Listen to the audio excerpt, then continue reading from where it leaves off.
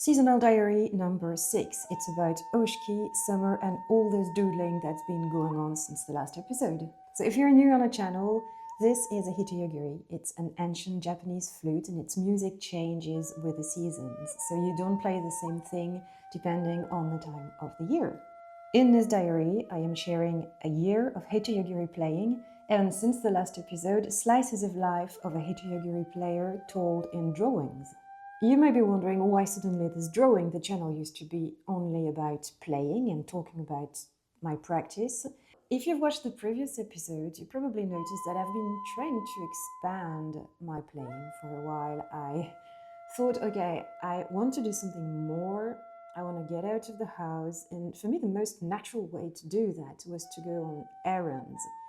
And I like photography, so for years I've been doing urban exploration, and I thought, oh, it would be so cool to go play hitoyogiri in abandoned places because, you know, there's the nostalgia and this atmosphere and ancient buildings, blah, blah. But obviously, if I was going to shoot in places like that, I needed to have permission. So I tried making phone calls and writing places, and it really didn't work at all. So I thought, it's all so clear in my head and it's so great, and yet it's absolutely not happening in real life. What am I going to do? And I was talking about it with Jerome the other day because I got quite frustrated, and he told me, well, if you're seeing it in your head, if you can picture it, picture is the word, just bloody draw it. And I thought, what? And it took a while to sink in, you know. We were close to the solar eclipse on the 12th of August, and I decided I'd share basically one of my... I really do have a hitoyogiri diary, and I draw in it. I've been drawing for a very long time, and I made all these I make all these illustrations. And I thought, well, how about sharing them? How about starting to share the stories that I like to imagine about playing the hitoyogiri? Many of them are actually happening in real life. I just write down anecdotes and draw them. Others are more fantasy stories, but I think the two worlds can really coexist. So in a way, this is very much in theme with the season, and that's why I think it was a good timing to include it here now, because it feels like harvesting something that's been ripening for a while, and that came to fruition somehow by blooming into drawing. I don't know how to say it differently. Maybe it doesn't make sense to you, but it makes sense to me. That's a good start. I feel like saying hitoyogiri sounds like what I like to draw.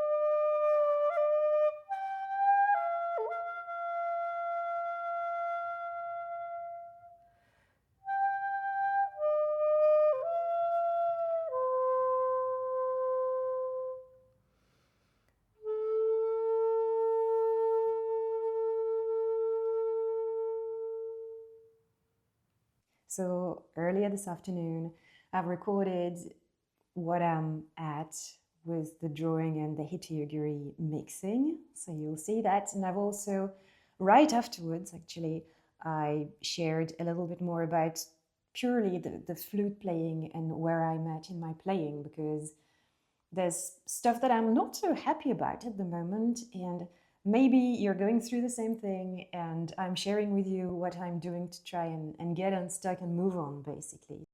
I'm seeing how the two disciplines, hitoyogiri and the hitoyogiri process and journey, feed, nurture the drawing process and vice versa.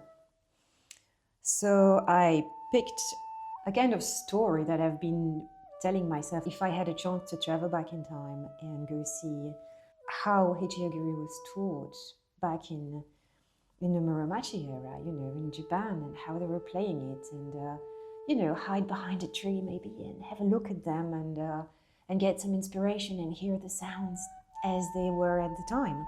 And I drew inspiration from that and threw a few ideas on paper. At first, it was on a notebook. I think I might have it somewhere. I make a lot of doodles, but no, that's not the one. No, well, no luck here. I'm surrounded, really surrounded by notebooks, but I don't think I have the one that contains the first draft on paper. Anyway, I sketched the ideas on Procreate, as the idea is to digitalize it so I can make an animation. And well, the first thing is very much in an illustrative style more than anything else. Through ideas, have kind of a first flow for the story, really. Seeing the general direction, see where I want to start, the main scenes, and how it's gonna end. And once I've got that, I get more into details. I try to get the mood and the lighting and really get a feel for what's going on. What do I want to express? How do I want to convey it to someone who's going to watch it and doesn't know where the story is going? And once I've got that, I try to see how to integrate the drawing and the music on the video so that they work together. So you can see an overlay, a drawing overlay on a screenshot of the video. And finally, once that is clear in my head, I make a detailed storyboard with each scene and as many details as possible, so I get a very, very clear mental picture of where this is headed, so I don't waste time once I'm actually making the specific drawings for animation. These are the drawings as they will appear. This is the first one at least. And once I actually render it, I go in Procreate Dreams, where I already have my video and first few drawings. And yeah, I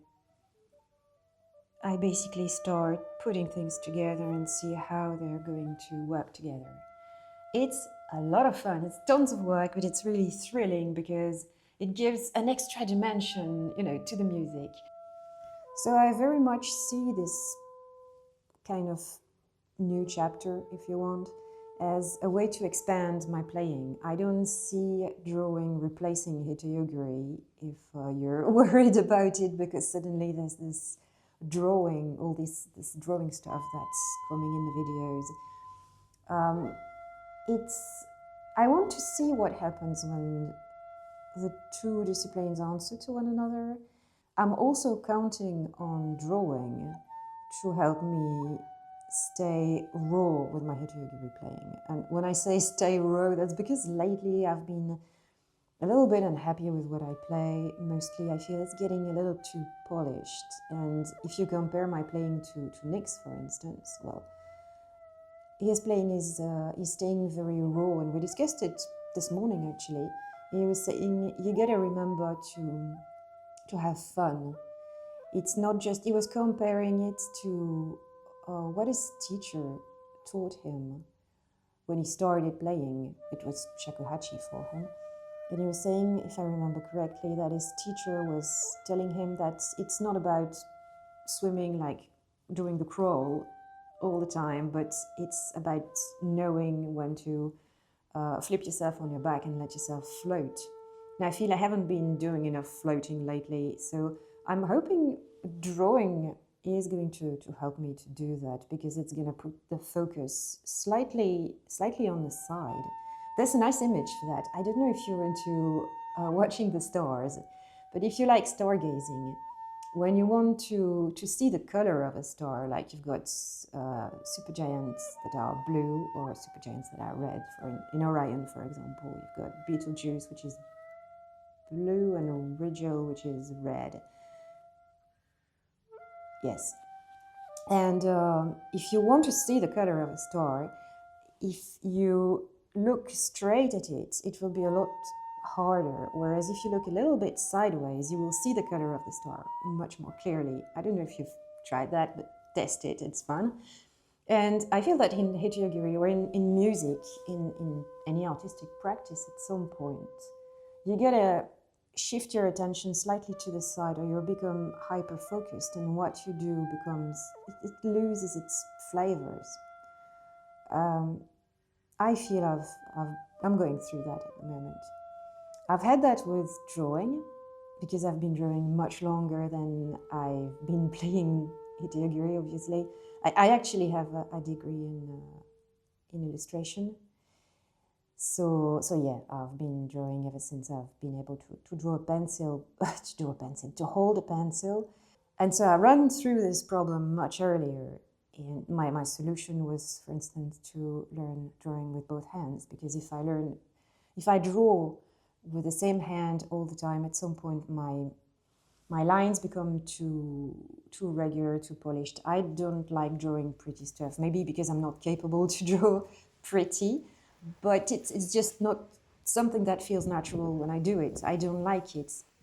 So my way to fight it when it becomes too pretty or too stiff is to change hands, or to use techniques that I learned over the years that just shift your focus enough so that you're not thinking about your drawing quite so much. And when you detach yourself, there's that breakthrough that happens. So yeah, there's plenty to say about the flute through the drawing, and I'm planning to see where this is taking me.